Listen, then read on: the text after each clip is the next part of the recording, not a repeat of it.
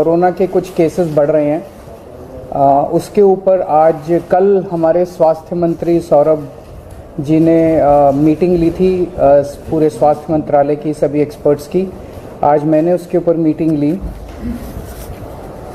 पूरे देश भर का अगर हम देखें तो सेंट्रल गवर्नमेंट ने लगभग 2 हफ्ते पहले 6 स्टेट्स आइडेंटिफाई किए थे जिसमें कोरोना ज़्यादा बढ़ रहा है।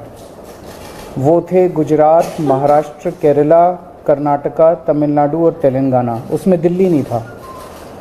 तो उन 6 स्टेट्स में कोरोना ज़्यादा बढ़ रहा है, उनको स्पेशल हिदायतें दी गई थी, भाई आप थोड़ा सा ध्यान रखिए। लेकिन हमने अपनी तरफ से, क्योंकि दिल्ली में अगर हम देखें तो 15 मार्च को लगभग 42 केस थे जो डेली केसेस आते हैं, ये बढ़ के 15 दिन के अंदर 30 मार्च को 295 केस हो गए। तो ये सडन जंप जो है ये थोड़ा सा पहले ही हमने इसको समझने की कोशिश की है कि ये क्यों बढ़ रहा है। तो 30 मार्च को कल की डेट में 295 केस थे। एक्टिव केसेस अभी तक के हो गए हैं 932 और टोटल टेस्ट्स जो हमने कल किए थे वो थे 2363।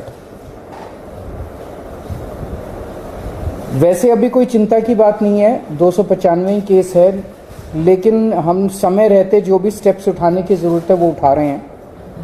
अभी तक टोटल 3 डेथ्स हुई हैं, उनमें 2 डेथ्स परसों हुई थी और 1 डेथ और 4-5 दिन पहले हुई थी।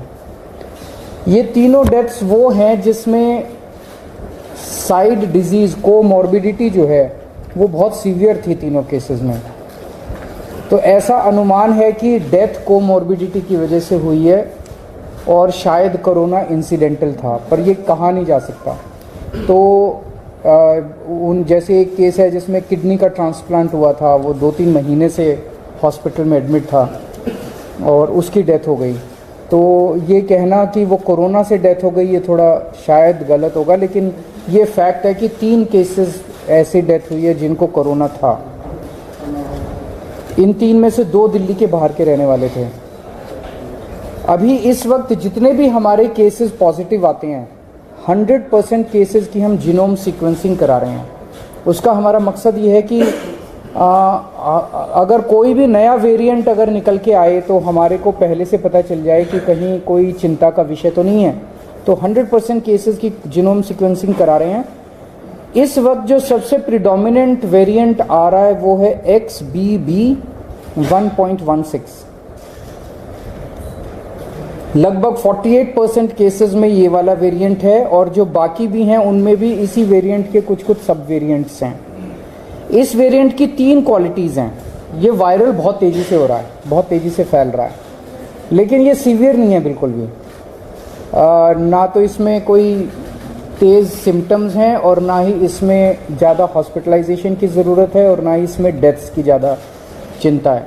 तो सीवियरिटी इसकी कम है, लेकिन इवेजन टू इम्यूनाइजेशन है कि अगर आपने वैक्सीन भी लगवा रखा है तो ये उसकी परवाह नहीं करता, ये उसके बावजूद भी ये इन्वेड कर जाता है। एक जो हम लोग दिल्ली में कर रहे हैं कि सीवेज जो है उससे हम एडवांस में पता करने की कोशिश करते हैं कि कहीं कोरोना तो नहीं आ रहा। तो मिड फरवरी तक जितने हम सीवेज के 7-8 जगह से पूरी दिल्ली में सैंपल उठाते हैं सीवेज के और उनको टेस्ट करते हैं। पहले अगर कोरोना आता है तो पहले सीवेज में कोरोना डिटेक्ट होना चालू हो जाता है। मिड फरवरी तक 0 कम्प्लीटली पूरे दिल्ली में नेगेटिव था। उसके बाद से धीरे धीरे पॉजिटिव कुछ सैंपल्स में आना चालू हुआ और पिछले 15 दिन में अब ये सीवेज में पॉजिटिव इसके वो निकल के आ रहे हैं। हमारी इसको लेके पूरी तैयारी है। वैसे तो कोई भी चिंता करने की ज़रूरत नहीं है, बहुत कम अभी केसेस हैं और कोई सीवियरिटी भी नहीं है, लेकिन तैयारियों को देखते हुए हमारी 7,986 बेड्स हमारे अभी तैयार हैं कोरोना के लिए। इसमें ऑक्सीजन वाले बेड्स भी हैं, इसमें वेंटिलेटर बेड्स भी हैं, इसमें आईसीयू भी हैं। 7,986 बेड्स हैं जिसमें से 66 बेड्स केवल ऑक्यूपाइड हैं। 66 RT-PCR के टेस्ट करने की हमारे पास सफिशिएंट क्षमता है। लगभग 4,000 टेस्ट हम सरकारी लैब्स में करने के लिए हमारे पास क्षमता है और प्राइवेट लैब्स में तो 1 लाख से ज़्यादा टेस्ट पर डे करने की क्षमता है। वैक्सीन भी बहुत अच्छा परफॉर्मेंस अभी तक रहा, नेशनल एवरेज से ज़्यादा अच्छा रहा। 18+ की कैटेगरी में तो लगभग सबको वैक्सीन लग चुकी है, और 18 से निचली उसमें आए तो फर्स्ट डोज सबको लग चुकी है, सेकेंड डोज भी 85% के लगभग लोगों को लग चुकी है। हमारे पास सफिशिएंट एम्बुलेंस है, सफिशिएंट ऑक्सीजन अवेलेबल है, सफिशिएंट ऑक्सीजन स्टोरेज की कैपेसिटी है। 26 मार्च को हम लोगों ने 38 सरकारी दिल्ली सरकार के हॉस्पिटल्स की खुद ब खुद एक मॉक ड्रिल की थी कि बाई चांस अगर हो जाए तो, और इसमें जितने मान लीजिए कोई इक्विपमेंट काम नहीं कर रहा था, ऑक्सीजन वाली अवेलेबल है नहीं है, वैक्सीनेशन, सारी चीज़ों की एक से ट्रायल करके देखा था कि सारी चीज़ें काम कर रही है कि नहीं कर रही।